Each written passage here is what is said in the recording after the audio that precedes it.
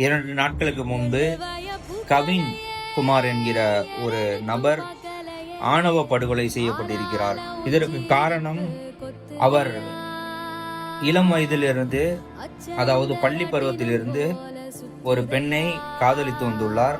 அந்த பெண் வேற ஒரு ஜாதியை சேர்ந்த பெண்.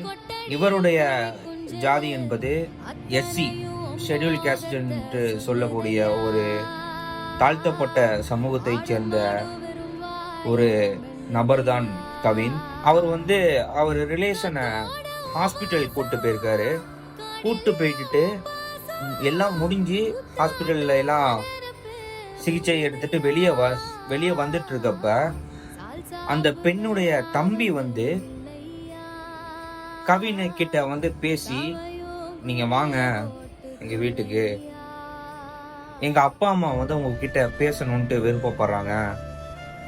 இத இந்த உங்களுடைய காதல் எங்க வீட்டுல தெரிஞ்சிருச்சு, அதனால நம்ம இது சம்பந்தமா பேசணும்ட்டு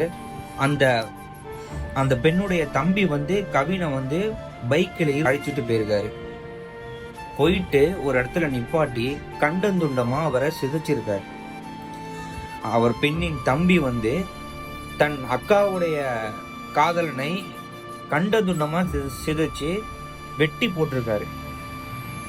இது எந்த மனநிலையை காட்டுகிறது என்றால், இன்னும் ஜாதி வெறி என்பது தமிழ்நாட்டில் இருந்து கொண்டுதான் இருக்கிறது. என்னதான் அம்பேத்கர், பெரியார் பல ஆண்டுகளாக போராடினாலும் இந்த ஜாதி வெறியை ஏன் தமிழ்நாட்டில் மட்டுமல்லாமல் மற்ற மாநிலங்களில் கூட இதை கட்டுக்குள் கொண்டு வர முடியவில்லை என்பதுதான் மிகப்பெரிய கேள்விக்குறியாக உள்ளது. இந்த ஜாதி ரீதியான தாக்குதலை கடுமையாக கண்டிக்கிறோம்.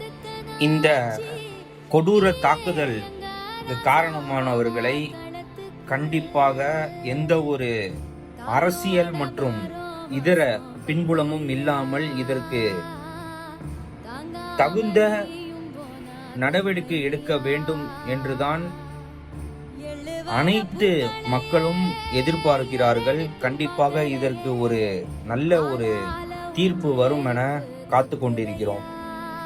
இந்த ஜாதிய ஒடுக்குமுறையை தடுக்க வேண்டும். இனி வரும் நாட்களில் இது மாதிரியான சம்பவங்கள் தமிழ்நாட்டில் ஒன்று கூட நடக்க விடாமல் தமிழ்நாடு அரசு இதற்கு கடுமையான சட்டத்தை ஏற்றி தகுந்த தண்டனை கொடுக்க வேண்டும் என கேட்டுக்கொள்கிறேன்.